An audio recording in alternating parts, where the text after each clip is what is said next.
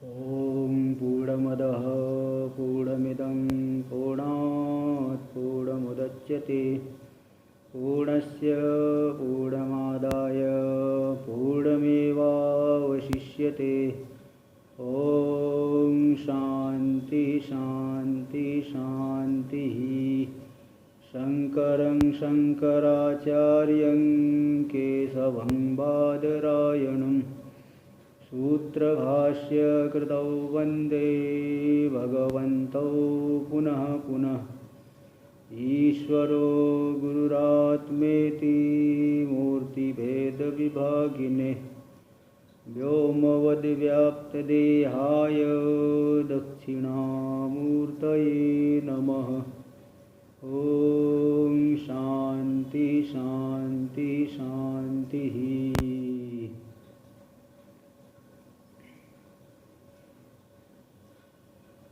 धर्म, अर्थ और काम और मोक्ष प्राणी मात्र के लिए चार पुरुषार्थ माने गए हैं। धर्म, अर्थ, काम और मोक्ष। पुरुषार्थ किसे कहते हैं?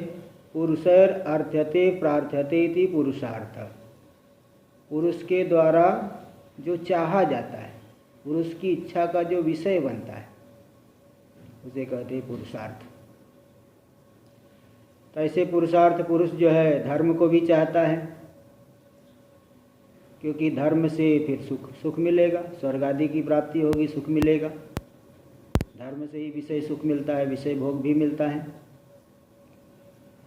तो धर्म को भी चाहता है, अर्थ को भी चाहता है, भोग के साधन रूप से धन आदि को भी चाहता है, और कामना के विषय पदार्थों को भी चाहता है, और मोक्ष जो चतुर्थ पुरुषार्थ है, यानी सदा सदा के लिए जो है आनंद स्वरूपता का अनुभव करना, हमेशा के लिए। आत्यंतिक पुरुषार्थ, आत्यंतिक दुख की अवाप्ति, आत्यंतिक दुख की निवृत्ति और परमानंद की अवाप्ति, यानी दुख की सदा सदा के लिए निवृत्ति और परमानंद की अवाप्ति, परमानंद रूपता का अनुभव, इसे कहते हैं मोक्ष। ये चार प्रकार के पुरुषार्थ प्राणी मात्र के लिए माने गए। इसमें से जो चतुर्थ पुरुषार्थ मोक्ष है, वही श्रेष्ठ पुरुषार्थ माना गया है, और उसकी प्राप्ति के लिए वेदांत, जो कि वेदांत दर्शन, उसके माध्यम से प्राप्ति होती है। तो वेदांत क्या है? यानी वेद का जो अंतिम शिरोभाग, उपनिषद भाग, जिसमें सिद्धांत को निरूपण किया गया है, सिद्धांत का निरूपण किया गया, ज्ञान से मुक्ति। तो वहाँ पे वेदांत, तो आप लोग जो है बहुत से लोग वेदांत सुने होंगे, किंतु मैं जो है क्योंकि अधिकारी भी कई प्रकार के होते हैं, कोई जो बहुत उत्कृष्ट अधिकारी होते हैं, कोई मध्यम होते हैं, कोई निकृष्ट होते हैं, कोई अत्यंत ही मंद जिज्ञासु होते हैं। तो जो जानना तो चाहते हैं, लेकिन शास्त्र की इस कठिन शैली को, कठिन भाषा को नहीं समझ पाते। ऐसे लोगों के लिए मैं ये आध्यात्मिक कहानियाँ, ये जो है प्रवचन श्रृंखला आरंभ कर रहा हूँ। तो 15 दिन में, मतलब 3 दिन में, 15 दिन में 5 बार ऐसा 10 मिनट, 5 मिनट, 10 मिनट, 15 मिनट तक का ये प्रवचन करेंगे, यूट्यूब पे रहेगा। तो आध्यात्मिक कहानियों के माध्यम से जो अत्यंत निकृष्ट जिज्ञासु है, मतलब जिन्हें जो है, जिनका प्रवेश वेदांत में नहीं हुआ है, ऐसे लोगों पे उपकार करने के लिए जो है आध्यात्मिक कहानियाँ नाम का प्रवचन श्रृंखला आरंभ कर रहा हूँ। आध्यात्मिक कहानियाँ, कथानक। आध्यात्मिक का क्या अर्थ है? आध्यात्मिक कहानियाँ तो पहले तो अध्यात्म, आत्मनि इति अध्यात्म, आत्मा को विषय करके जो विचार चलता है ना, तो उसे आध्यात्मिक विचार कहा जाता है। तो आत्मा शब्द से शरीर को भी लेते हैं, मन को भी लेते हैं, बुद्धि को भी लेते हैं। तो मुख्य आत्मा, मिथ्या आत्मा, गौण आत्मा, ये तो 3 भेद प्रसिद्धि है। तो शरीर आदि जो है मिथ्या आत्मा है।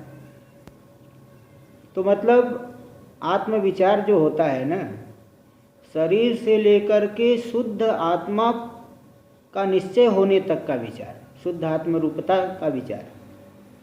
तो शरीर से ही आरंभ मतलब होता है विचार, विवेचन शरीर से ही आरंभ होता है। सबसे पहले शरीर ही मिथ्या ऐसा बताया जाता है।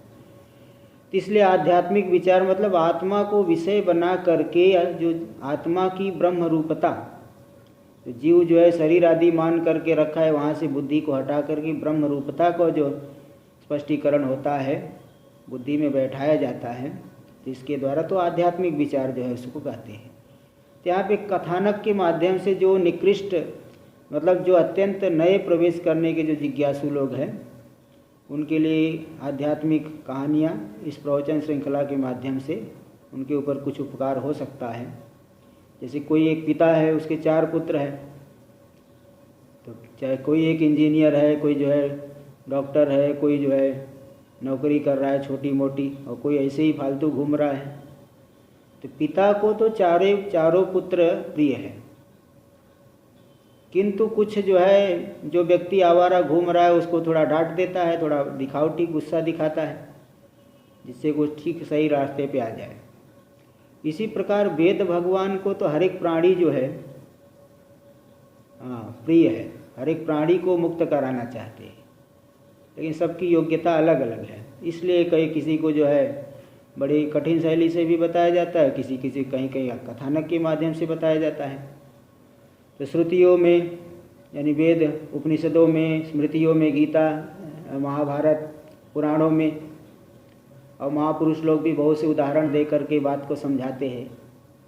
तो उन्हीं जो श्रुतियों में आई हुई जो कहानियाँ हैं, स्मृतियों में आई है, पुराणों में आए हैं, महाभारत आदि में, अथवा और महापुरुषों की जो कहानियाँ प्रसिद्ध है, कथानक के माध्यम से जो समझाते हैं, और कुछ अपना अनुभव को मिला करके इस प्रवचन श्रृंखला में, तो जो नए जिज्ञासु प्रवेश करना चाहते हैं उनके लिए विशेष उपकार हो, इस बात को ध्यान रख करके आध्यात्मिक कहानियाँ नाम की इस प्रवचन श्रृंखला को आरंभ करा। रोज़ तो नहीं, बल्कि मुझे जो है 15 दिन में 4 दिन हम लोगों का अध्याय रहता है, तो मतलब वो 15 दिन में मैं 5 प्रवचन ऐसे 10 मिनट के आसपास का प्रवचन मैं ये YouTube में डालूँगा, तो जो नए जिज्ञासु उसको सुन करके लाभ प्राप्त करे। इतना ही कहते हुए ओम शांति शांति शांति ही।